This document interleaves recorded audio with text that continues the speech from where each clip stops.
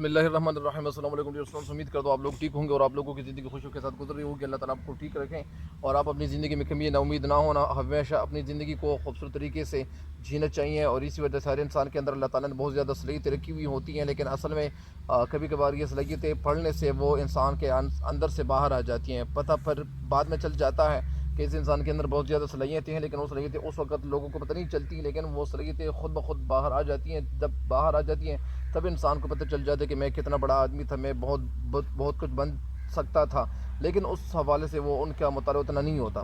بہرحال یہ آج تشریح کرتا ہوں، ایک شعر کی تشریح کی طرح ابھی کرتا ہوں۔ اس شعر کی تشریح کیا ہے؟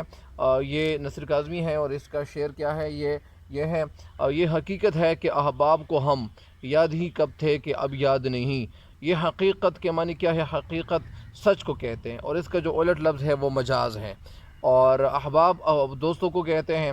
کب یاد تھے، یعنی یہ شعر کیا ہے؟ اصل میں شاعر اس شعر میں اپنے دوستوں سے خفا ہے اور گلہ کر رہا ہے۔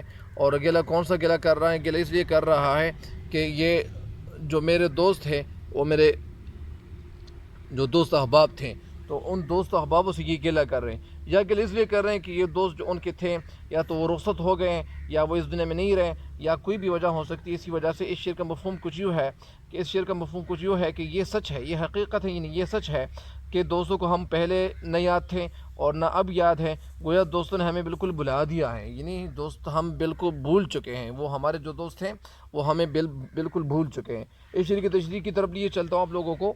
اس شعر کا مفہوم کچھ یوں ہے کہ شعر میں کہتے ہیں، شعر ناصر کاظمی اپنے اس شعر میں اپنے دوستوں کی وفائی کا ذکر کرتے ہیں اور گلہ کرتے ہیں اور کہتے ہیں، شکایت کرتے ہیں کہ مجھے میرے دوستوں نے بالکل تنہا چھوڑ دیا ہے، مجھے میرے دوستوں نے بالکل تنہا چھوڑ دیا ہے، اور اسی وجہ سے گلہ کر رہے ہیں۔ حالانکہ اس آخری عمر میں مجھے دوستوں کے دلاسے اور تسلی کی ضرورت ہے، یا تسلی کی ضرورت تھی۔ اسی وجہ سے شاعر کہتے ہیں کہ ظاہری بات ہے کہ کبھی کبھار ایک انسان کی عمر جب زیادہ گزر جاتی ہے تو وہ انسان، ان کے جو ہم عمر لوگ ہوتے ہیں، تو پھر یہ انسان چاہتا ہے کہ میرے ہم عمر لوگ جو ہے وہ میرے ساتھ سب گپ شپ لگائیں، میرے ساتھ وہ غم والی باتیں نہ کر لیں۔ اگر میرے دل میں کوئی غم ہے، کوئی پریشانی ہے، تاکہ میں اپنی پریشانی اپنے دوستوں کو بتاؤں، ان کو سناؤں تاکہ وہ میری پریشانی سمجھ سکے، سن سکے اور مجھے کوئی ایسا اچھا مشورہ دے سکے۔ تو اسی وجہ سے ایک ہر انسان کے اندر یہ تمانیت ہوتی ہے، ان کی زندگی پر امید اس لیے گزرتی ہے کہ ان کے پاس ان کے بہت سارے دوست ہوتے ہیں، ان کے ہم عمر لوگ ہوتے ہیں، لیکن جب ان کے ہم عمر لوگ اس دنیا سے چلے جاتے، رخصت ہو جاتے، تو پھر یہ اپنی کہانی، اپنی غمزدہ دل کی کہانی یہ کسی کو سنا نہیں سکتا، یا ان کے سننے والے نہیں ہوتے۔ تو ظاہر بات ہے کہ جب ان کے سننے والے نہیں ہوتے تو ظاہر بات ہے کہ یہ انسان پھر خفا ہو جاتا ہے، مایوس ہو جاتا ہے، ناامید ہو جاتا ہے، اور پھر انسان ان کی زندگی پھر یعنی ایک عجیب قسم کی طرح سے یا ایک عجیب قسم سے وہ گزرتی ہے۔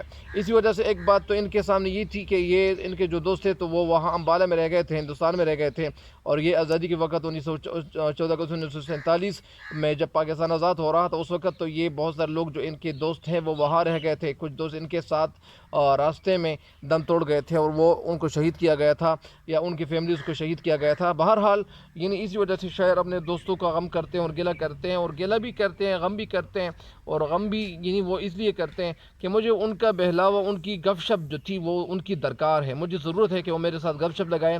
اور مگر افسوس اس بات کا ہے کہ دوستوں نے مجھے بالکل بھلا دیا ہے، بالکل فراموش کر دیا ہے۔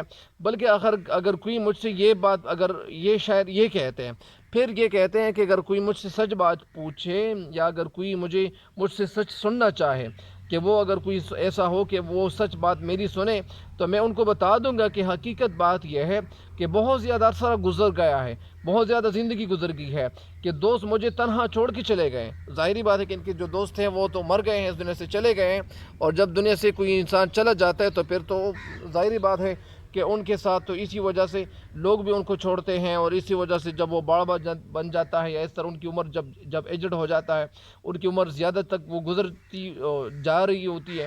اسی وجہ سے شاعر کہتے ہیں کہ میرے جو بہت سارے دوست ہیں تو وہ مجھے تنہا چھوڑ گئے ہیں، اور اب مجھے وہ دن بھی یاد نہیں آ رہا، وہ دن جو مجھے کبھی یاد آتا تھا، وہ دن بھی مجھے یاد نہیں آ رہا۔ تو اسی وجہ سے شاعر بہت زیادہ غمزدہ ہے، بہت زیادہ ایسی حالت میں ہے، ایسی حالت سے گزر رہا ہے کہ یہ اسی حالت کو اپنے سامنے رکھتے ہوئے بڑا خفا ہے اور غمزدہ ہے۔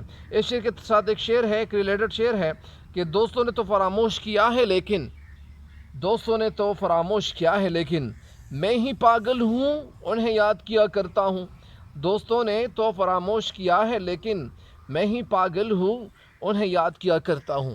تو اسی وجہ سے شعر کی تشریح مکمل ہو گئی ہے، اور مجھے امید ہے کہ اس شعر کی تشریح آپ کو سمجھ آ گئی ہوگی، اور اللہ تعالیٰ آپ لوگوں کو کامیابیاں دے، ڈھیر ساری کامیابیاں دے. جتنے بھی لڑکے ہیں اور وہ مطالعہ کر رہے ہیں، اللہ تعالیٰ ان کو ڈھیر سارے نمبر سے اللہ تعالیٰ ان کو نوازے.